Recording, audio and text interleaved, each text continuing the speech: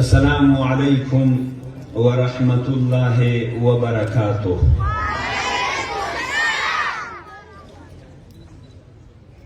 الحمد لله وحده والصلاة والسلام على من لا نبي بعده. أما بعد فأعوذ بالله من الشيطان الرجيم. بسم الله الرحمن الرحيم. قل هل يستوي الذين يعلمون والذين لا يعلمون. آمنت بالله صدق الله مولانا العظيم. د ټولنا مخکې دغه څومره ملګري چې دلته د الکلیم خصوصي عالي لیسې نه فارغېږي، دوی ته او د دوی والدینو ته او د دوی ټولو ورثو ته د زړه له کومې مبارکي وایم. او د الکلیم خصوصي لیسې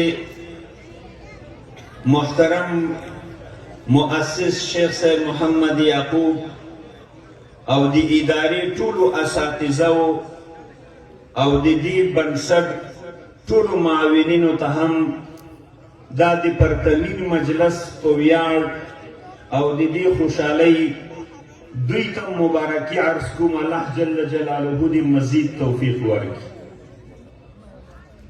محترمو شاګردانو، هلته د ما سبق هم شروع کیږي. زه صرف مختصر 3 خبرې کوم چې د یوې خبرې تعلق د علم سره ده، د بلې خبرې تعلق دا د ماشومانو د والدینو او د ورثو سره ده چې هغوی متوجه شي، او د درېیمې خبرې تعلق د دې ګلالیو ماشومانو سره ده چې نن فارغېږي یا په آینده کې دوی تعلیم کوي. نو وخت هم نه ضایع کوو، مشهور مه جوړوئ، صرف مختصر وخت دپاره د 3 خبرو ته متوجه شئ. بیا زم اجازت درنه اخلم، سبقونه لرم، مخکې کارونه دي. اوله خبره دا ده چې الله جل جلاله قرآن کریم کې فرمایي هل يستوي الذين يعلمون والذين لا يعلمون.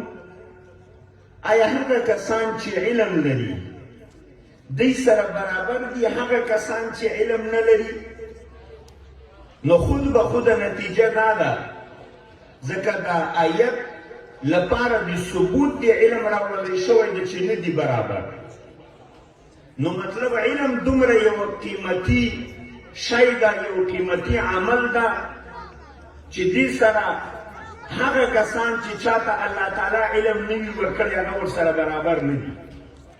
اما غرض په دې نقطه کې ده، زمونږ دیني علما وایي چې د دې آیت نه دیني علم مراد ده، ځکه چې د عصري علوم چې دي دا د علماو په نسبت باندې هنر ورته ویلی کېږي. علم اصلي چې کومه ده هغه د دین علم ده، یعنې هغه کسان چې دیني علم یې کړی وي هغه کسان نه دي ورسره برابر چې دیني علم یې نه وي کړی. زه څه وایم؟ اما تحلیل دا ده چې که دا ومنو چې دغه عصري علم او تعلیم علم نه بلکې یو هنر ده، خو بیا هم د دې آیت په مصداق باندې آیا هغه کسان چې هنر لري او هغه کسان چې هنر نه لري دا د هنر نه لرلو کسان د هغو کسانو سره چې هنر لري برابر نه دي؟ او دا تحلیل تاسو هم کولی شئ. زه یو ساده مثال درته وایم. دغه مکتب وګورئ، نن په مختلفو ګلونو باندې په اصلي او مصنوعي دواړو ګلونو باندې رنګ ده، شنه او سره رنګونه یې ورکړي دي. دا د یو هنر په نتیجه کې راغلي. مثلا که یو کس داسې راواخلو چې دا د رنګونو هنر چل او طریقه نه ورځي، او دغه کس راواخلو چې دغه د هنر په نتیجه کې دا مکتب او دغه لیسه ښایسته کړې ده په ظاهري ډول باندې، تاسو نه تپوس کوم دا سره برابر دي؟ نه دي برابر. ځکه ګل به یې څنګه کټ کړی و، ګل به یې څنګه اوبه کړی و، دغه سیستم او نظام به یې څنګه جوړ کړی و. که بیخي هنر هم شي د عصري تعلیم، نو د ما تحلیل او د ما نظر دا ده چې هغه کسان چې دغه هنر لري د هغو کسانو نه اولاد دي چې دا هنر نه لري نو پرېښودل یې نه دي پکار. دا یوه خبره. دویمه خبره د ما چې د ګلونو ماشومانو هغه ستاسو سره تعلق لري هغه دا ده چې د خپل علم ته توجه وکړئ، د خپلو تحصیلاتو ته او د تعلیماتو ته ډېره زیاته توجه وکړئ، ځکه چې د رسول الله مبارک د امت پیړۍ کم از کم 80 کاله ده. تاسو داسې یوې پیړۍ ته روان یئ چې د دنیا د تحلیلګرو علماو خبره دا ده چې په 2020 کال کې کوم ماشوم کمپیوټر نه زده په بین الاقوامي سطحه دته تعلیم یافته نشي ویلی. یعنی کمپیوټر به په دنیا کې دومره رایج شي چې یو انسان به یو قدم د کمپیوټر د تعلیم نه بغیر نشي اخیستلی، ضروریات به دومره سیوا وي. نو که چا کمپیوټر قدرې چې ډېر ساده علم و تعلیم ده دی نه وزده، دته به په نړیواله سطحه باندې تعلیم یافته نشي ویلی. نو همدغه وخت ده. یوه مختصره قصه ده. یو ځل یو سړی بادشاه ته ورغی، وایي بادشاه ما په دې دربار کې د ځان سره قبول کړه. هغه ورته وویلې چې ته د ما د دربار قابل او اهل نه یې، لاړ شه چېرته ګرځه بلچه ملچه واخله زمینداري کوه. دا سړی هوښیار و راغی ګلونو، ښه متوجه اوسېږئ، تعلیم یې وکړ، دین یې زده کړ، هنر او کمالات یې زده کړه. ډېر وخت پس ورغی بادشاه ته، په داسې لباس کې ورغی چې د یو عالم و د تعلیم یافته انسان لباس و. بادشاه ته یې وویلې وایي ما د ځان سره په دې دربار کې قبلې. بادشاه ورته وویلې اهلا وسهلا، خدای دې راوله، موږ خو تاسو ته ډېر زیات محتاج یو. وایي بادشاه په کومه ورځ باندې چې زه خدای در وستم تا نه غوښتمه، نن چې ما ته الله تعالی د علم منصب را کړی ده او د کمالاتو منصب یې را کړی، نن ته او د تا بادشاهي زه د ځان دپاره مناسبه نه بولمه، بلکل دې زه نه قبلوم. نن خو تاسې ماشومان یئ، د چا به ګړنګ بهیږي، د چا به خولۍ داسې کږېږي، د چا داسې کږېږي، د ماشومان دي. وایي هلته مې مه ګوره چې ګړنګ مې بهیږي، هلته مې وګوره چې څه وي. نو که داسې وخت راغی چې تاسو لوی شوي وئ، تعلیم هم کړی و، د تعلیم په رنګ باندې ځان رنګ کړی و، بیا یاد ساتئ د معاشرې خلک به سلام هم درته کوي، درته محتاجه به وي. هغه خلک چې پرون یې تاسې نه خوښولی او نه یې غوښتلی، هغه بیا تاسو ته زارۍ کوي، هغه به بیا تاسو خپل سپه سالاران جوړوي. نو توجه وکړئ تعلیم ته. آخري خبره مې دغه مشرانو او ورثو ته دا ده چې ګورئ زه د یوې تجربې خبره درته وکړم.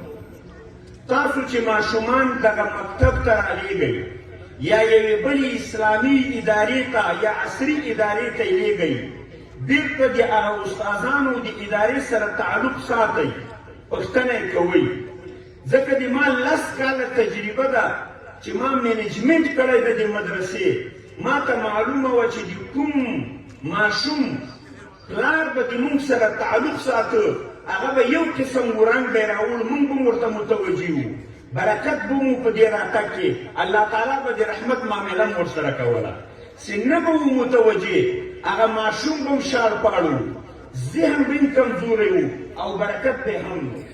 بله تجربه چې ما عملا کړې ده، د ما دلته په دې ماشومانو کې یو بچی سته، محمد جواد ته به چېرته ناست دي، دی 2 ځایه سبق وایي.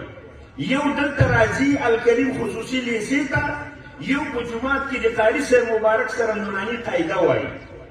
ما سره وخت نه وي چې زه دلته راسم، د مصروفیاتو د وجې نه دې ادارې سره او د دې ادارې ورثه او مشرانو سره مې تعلق د ده په باره کې نه ده ساتلی. یقین په خدای وکئ چې په دغه عصري تعلیم کې هغه کمزوری دی، خو چې هلته د جومات امام کم از کم چې ماښام و ماخوستن یې په مونځ کې وینم، د ده تذکره ورسره کوم چې عقایده یې څنګه سوه، راغلی ده که نه ده راغلی، یعنې هلته مې تعلق ساتلی ده. بېګا هغه قاري صاحب راته ویلي وایي په دې سپاره کې داسې روان ده لکه بحر او بېګا شپه نه بله شپه ما او شیخ محمد یعقوب صاحب د سکول پرچې کتلې نو ډېرې کمې نمبر یې اخیستې وې. ما ورته وویلې من ګوره ته تکړه نه یې دا ده سوچ یې وکړه ګیزې دا کانسلې وې پرون ګیز تبی وه. نو ما په خپله تجربه کړې چې کله توجه د قاري صاحب طرف ته کوم نو ماشوم روان ده، چې کله سکول ته نه یم راغلی او پوښتنه مې نه ده کړې د اساتذو سره مې تعلق نه ده ساتلی نو هغه ماشوم په هغه درس کې بیا کمزوری ده، ورنه ذهن خو یو ده دا درسونه په نسبت د هغه باندې اسان هم دي.